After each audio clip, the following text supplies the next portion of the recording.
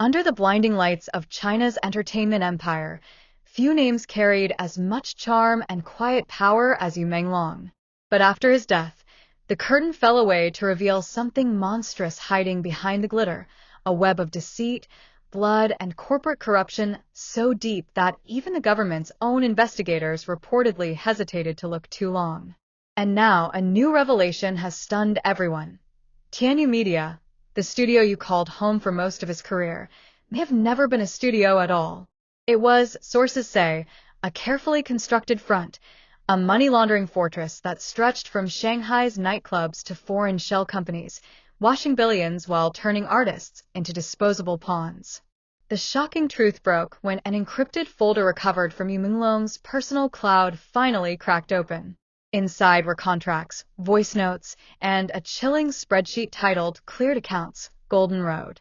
Every name on that list belonged to a known artist, and every payment trace led back to Tianyu Media's marketing division, which, investigators now claim, never actually existed. But the discovery that truly shattered hearts was a voice memo recorded just one day before Yu's final appearance. They think I don't know what Tianyu really is. I've seen their books. I've seen who visits after midnight. If anything happens to me, it's not an accident. Those words, raw and frightened, ignited a firestorm across social media. Fans demanded answers. Reporters flooded Tianyu's offices only to find the building emptied overnight. No records. No staff. Even the neon sign had been ripped off the wall. The deeper investigators dug, the darker it became. Tianyu's supposed executive director, the man Menglong had always referred to as his manager, He Jian, wasn't who he claimed to be. His real name, leaked through an internal security file, was He Zhongwei, a former special operations agent dismissed from service years ago for unsanctioned missions. A professional killer. Suddenly, everything that never made sense began to connect. The accidental power cuts during filming, the black cars that trailed Yu's driver, the mysterious disappearances of assistants who tried to speak out, all part of an operation to control, silence, and ultimately erase the one actor who had stumbled upon a secret he was never meant to see.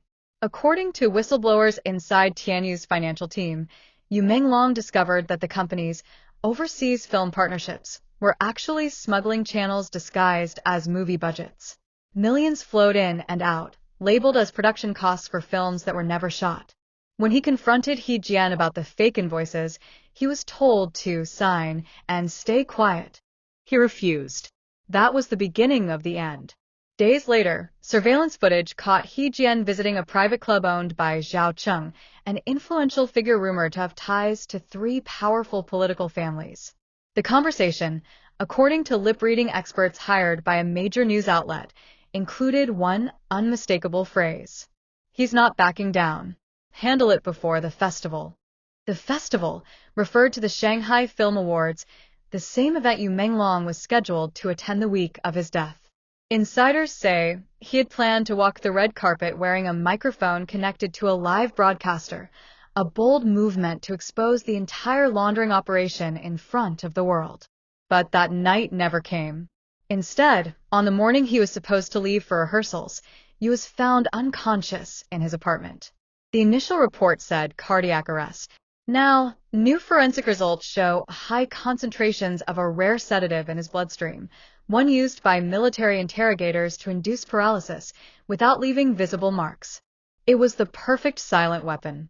When this detail leaked, public outrage exploded.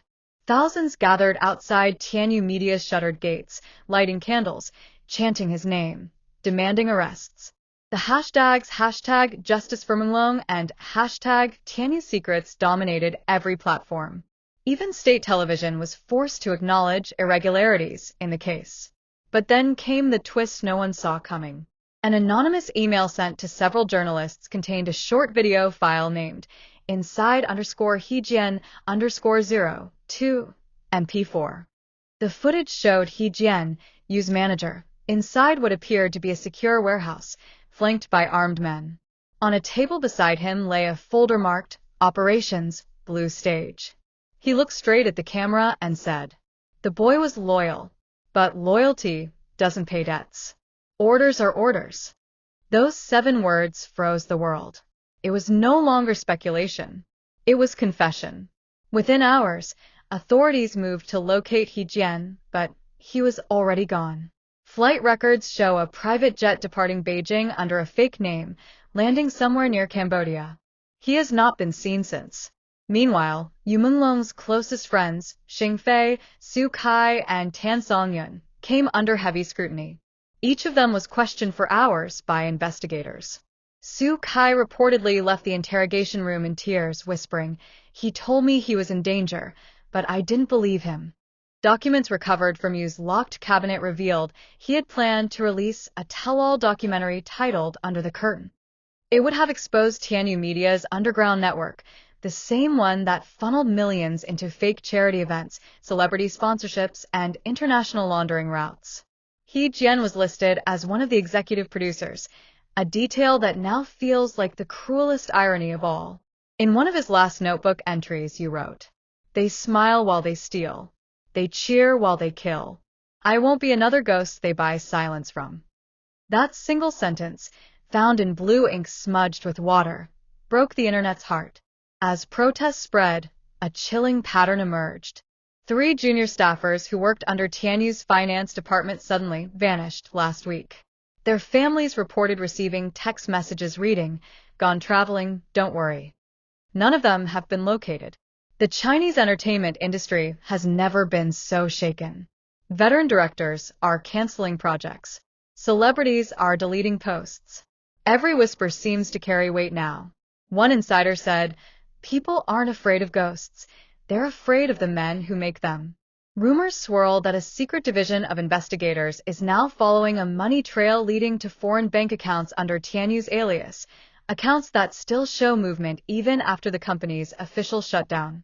Some allege that the laundering extended into real estate deals, cryptocurrency exchanges, and political donations. And then came the biggest revelation yet. A new witness, a woman claiming to be He Jian's former assistant, came forward through an encrypted video message.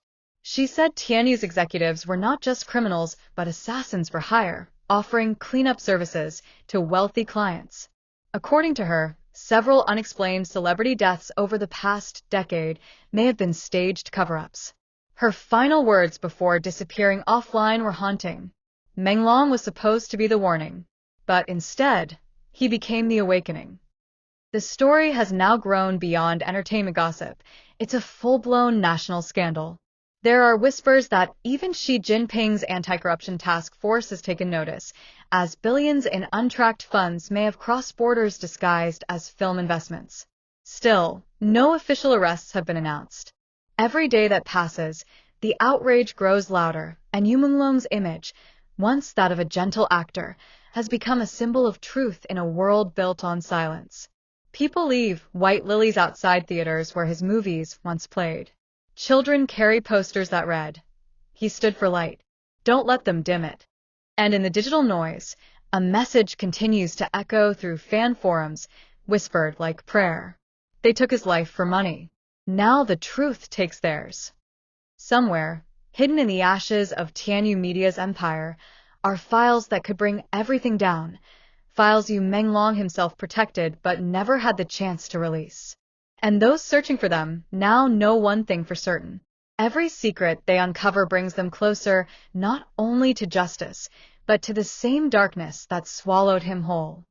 The night the truth broke out, Beijing didn't sleep. Crowds flooded the streets outside Tianyu Media's headquarters, waving flashlights and posters with Yumenglong's smiling face. His image, once the symbol of youthful dreams, had now become a banner of rebellion, a cry for justice in a city that had long learned to look away. Inside the barricaded tower, chaos reigned. Police cars lined the entrance, their sirens painting the glass walls in flashing red and blue. Every window seemed to hide a shadow. Every whisper echoed through the marble lobby like thunder. And in the middle of it all, stood He Jian, Yu's manager, the man now branded as both betrayer and ghost. He wasn't running this time. He was watching the panic unfold, the empire crumble, the name he'd protected for years now smeared in digital fire. At 2:13 a.m., a file leaked online. It wasn't from a reporter or a hacker. It came from Yumenglong's own cloud drive, a hidden folder titled "For Release If I Don't Wake Up." The file contained a 20-minute voice recording. The first few seconds were silent. Then came the faint sound of rain, a shaky breath, and Yu's trembling voice. "They told me Tianyu would make me a star. I didn't know they meant it literally shine bright then burn out fast. They use us.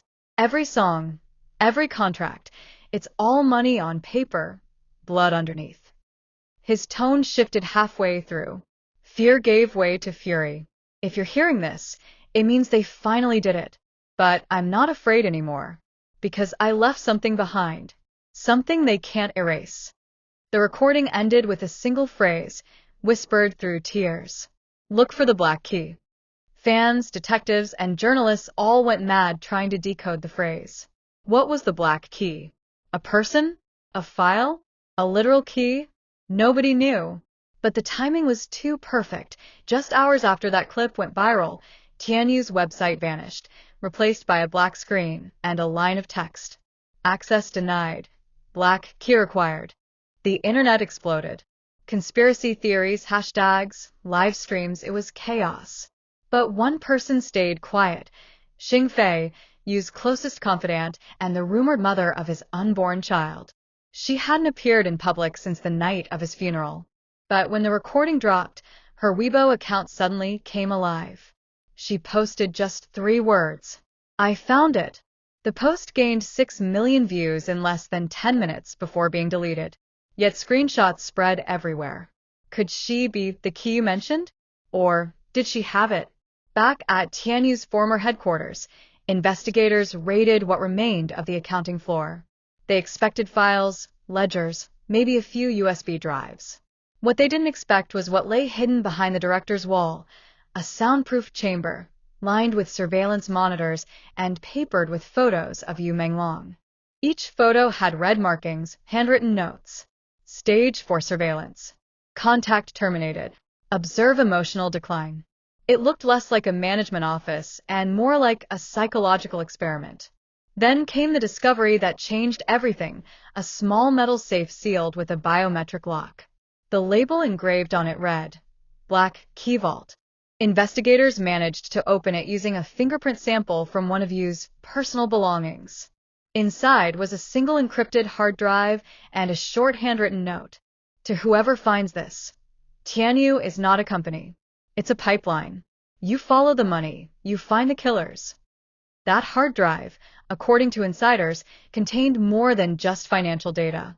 Early analysis hinted at video evidence, possibly involving top executives and non-standard disciplinary actions taken against artists who disobeyed orders. What non-standard meant soon became terrifyingly clear. 2 clips from the hard drive were leaked by an anonymous source to independent journalists. One showed an underground room filled with harsh lights, a man tied to a chair, his face blurred, but his voice unmistakable. "It was you." His words were faint, broken, pleading. "I already signed it. Please stop." Then a shadow crossed the frame. A deep voice replied, "You don't get to walk away. Not after what you saw." The screen went black. The second clip was even worse. It captured He Jian himself pacing outside the same room, speaking into a phone. "Yes, he's still alive. But not for long. Tell Zhao Cheng to clear the balance." Within minutes, social media platforms across China tried to shut the videos down. But it was too late. They had already been downloaded, mirrored, and translated in over 15 countries. International outrage followed. Protesters stood outside Chinese embassies, holding photos of Yu. The global entertainment industry could no longer stay silent. Several brands cut ties with Tianyu-affiliated projects. Investors fled. Stocks collapsed. Meanwhile, Fan Shiqi, Yu's best friend and longtime co-star, made a rare appearance online. His post read, "You can kill a man, but you can't kill what he knew." That line became the anthem of the movement. And yet, as the world shouted for justice, a storm brewed quietly behind the scenes. Government censors began deleting posts related to the case, labeling them as false information. Several journalists covering the investigation reported being followed.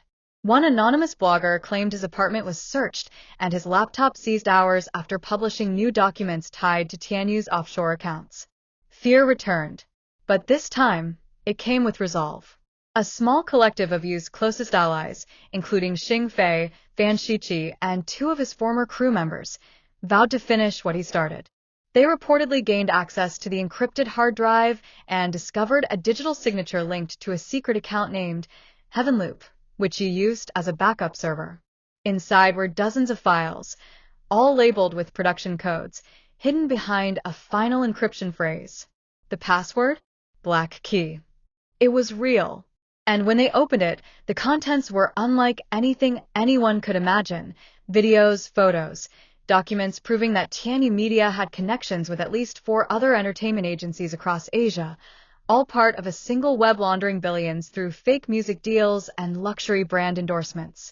But buried among those files was one final piece of footage, time-stamped just 3 days before Yu's death.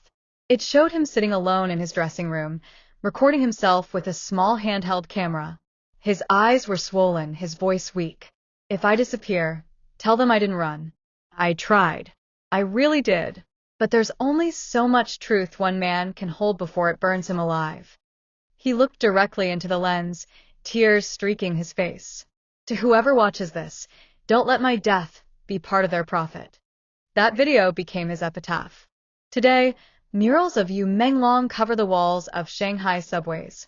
His name is whispered in classrooms, chanted at protests, printed on white ribbons tied to trees. He's no longer just an actor, he's a symbol of defiance, a ghost the system can't erase. And somewhere, still hidden in encrypted servers, lies the full version of the black key files, the truth Yu died protecting. The world waits for someone brave enough to open it.